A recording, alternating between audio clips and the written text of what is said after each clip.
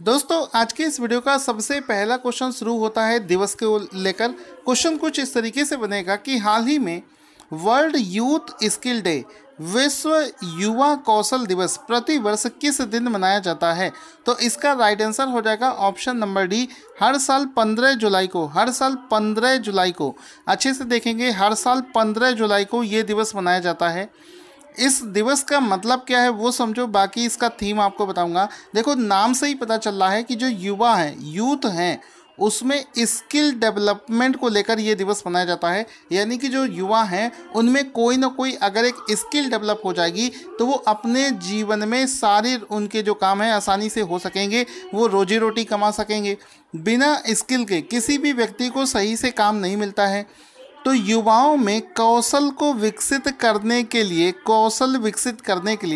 प्रतिवर्ष ये दिन 15 जुलाई को मनाया जाता है।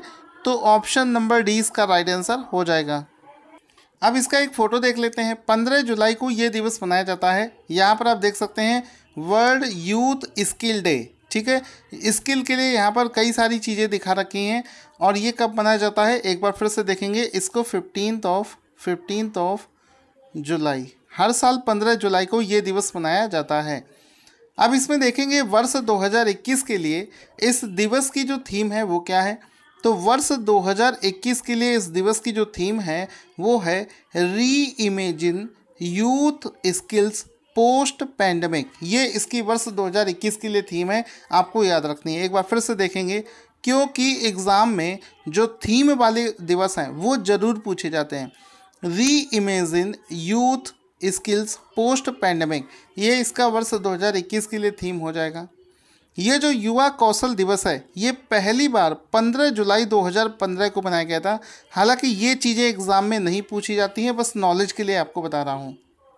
अब दोस्तों आपको पता है जब भी कोई दिवस वाला क्वेश्चन आता है तो हम पुराने दिवस के क्वेश्चंस का भी रिवीजन कर लेते हैं। पिछले महीने जून में हमने देखो जो दिवस के क्वेश्चंस किए थे 19 तारीख तक हम कर चुके थे। अगला देखो 20 जून को कौन सा दिवस मनाया जाता है। मनाया जाता है विश्व शरणार्थी दिवस, वर्ल्ड रिफ्यूजी डे मनाया जाता है। और इसका जो थीम है वो है together we heal learn and shine. 21 जून को इंटरनेशनल योग डे मनाया गया था, अंतर्राष्ट्रीय योग दिवस मनाया जाता है। और इस बार का थीम था yoga for well beings. Yoga for well being important है एग्ज़ाम के लिए। वर्ल्ड म्यूज़िक डे भी 21 जून को मनाया जाता है। 21 जून को ही आपका वर्ल्ड हाइड्रोग्राफी डे भी मनाया जाता है। ये आप देखेंगे सेम है, वर्ल्ड हाइड्रोग्राफी डे ये भी 21 जून को मनाया जाता है।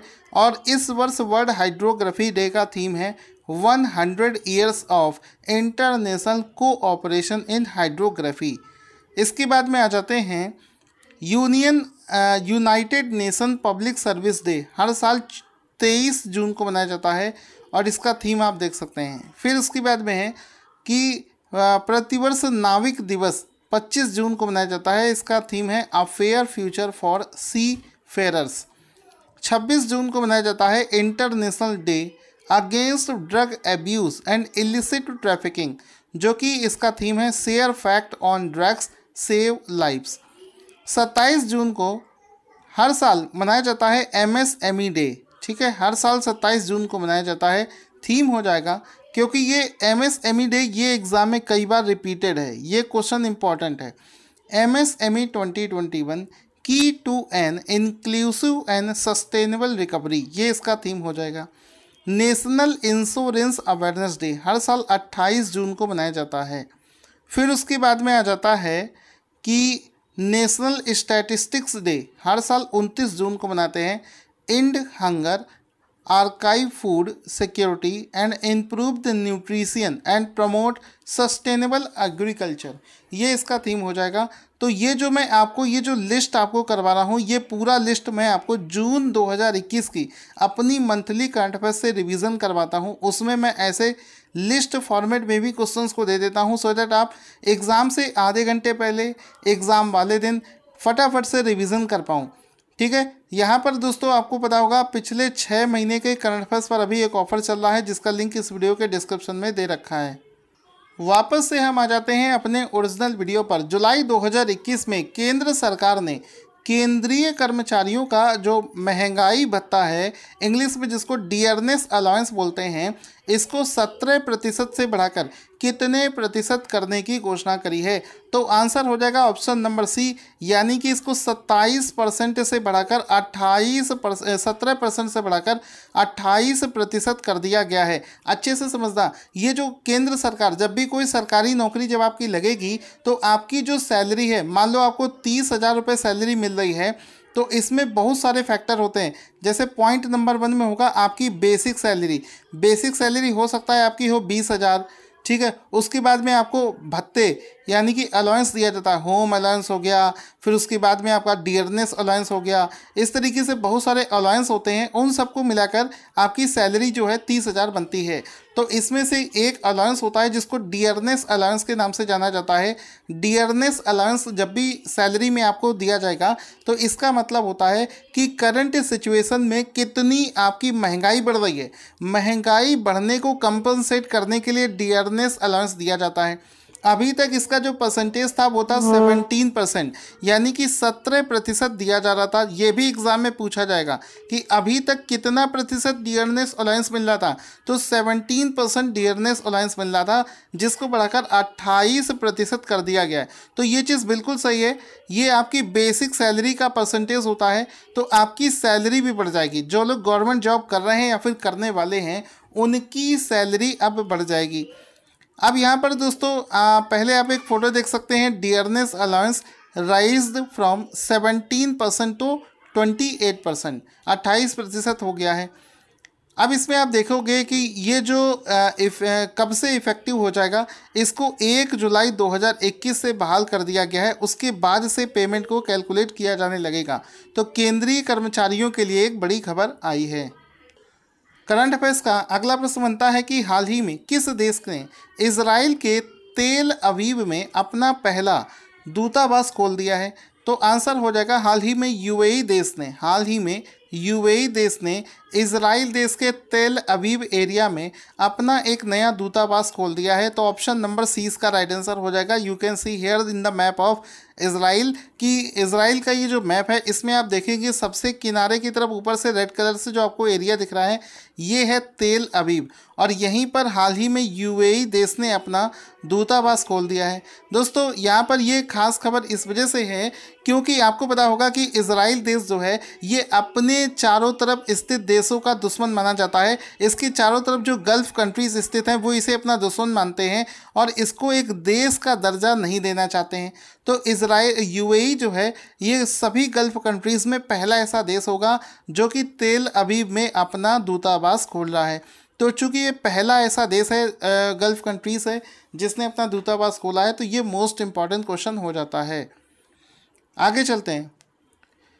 अगला प्रश्न दोस्तों रेलवे से है और बहुत ही इंटरेस्टिंग और बहुत ही शानदार क्वेश्चन है। क्वेश्चन क्या बनेगा कि गुजरात के किस शहर में रेलवे ट्रैक के ऊपर भारत का पहला 5 सितारा होटल बनाया गया है? तो दोस्तों यहाँ पर खुश होने की बात है कि रेलवे ने अभी पहली बार गांधीनगर में एक रेलवे ट्रैक के ऊपर भारत का पहला 5 स्टार होटल बनाया है। ऑप्शन नंबर 20 का राइट आंसर हो जाएगा।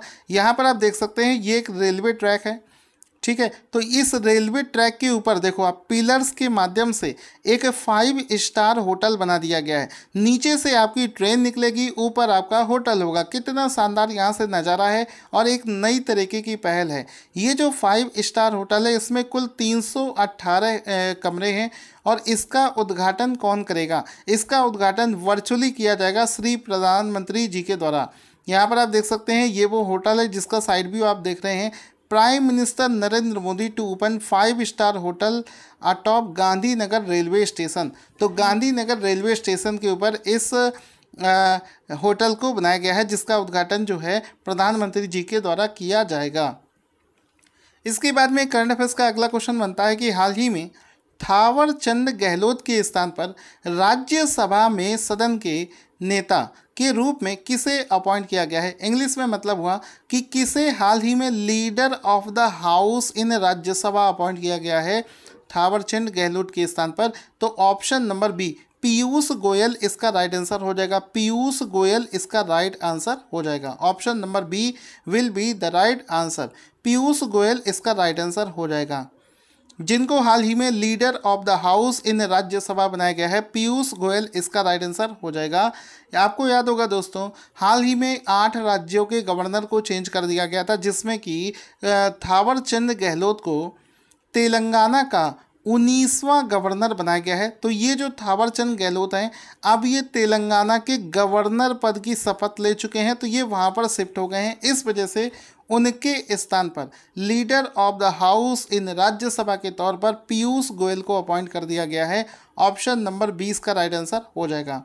अब दोस्तों ये कॉन्स्टिट्यूशनल अपॉइंटमेंट है, तो कुछ ऐसे कॉन्स्टिट्यूशनल अपॉइंटमेंट का हम रिवीजन करेंगे जो कि इसी के साथ में रिवीजन कर लोगे तो एग्ज़ाम के लिए अच्छा होगा।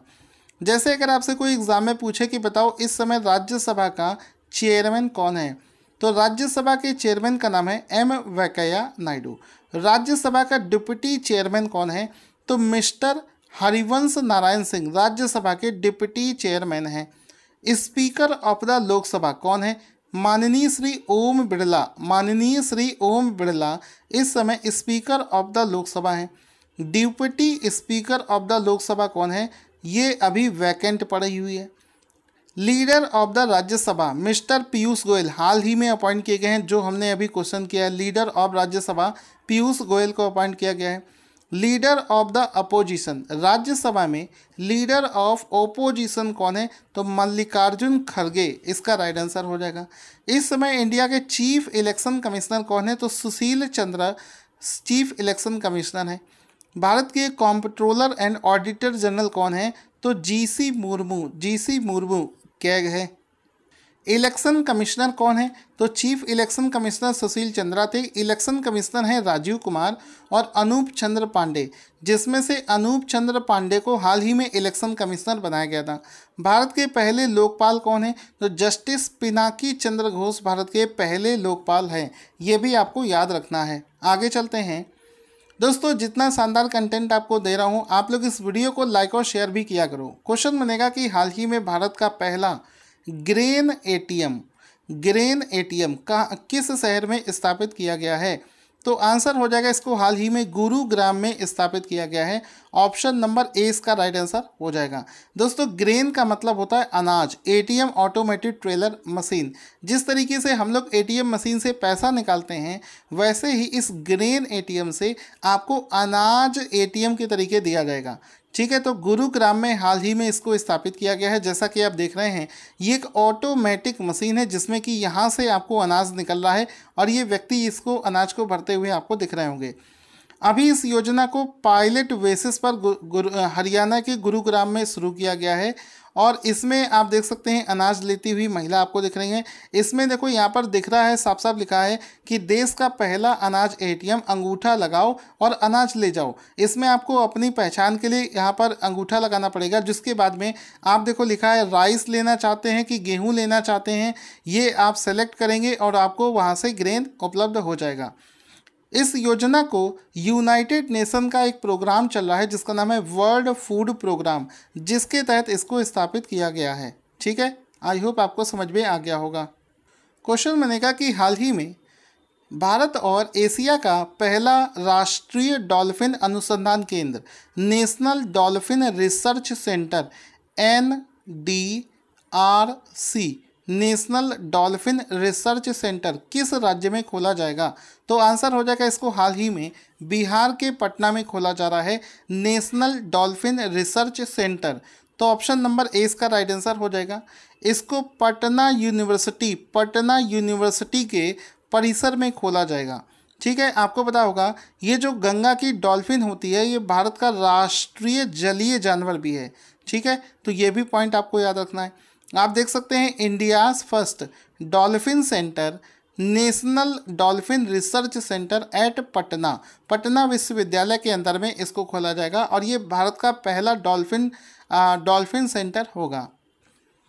हाल ही में कौन सा देश अपने देश का यानी कि भारत का QR कोड के लिए भारत के UPI मानकों को अपनाने वाला पहला विदेशी देश बना है, तो आंसर हो जाएगा भूटान।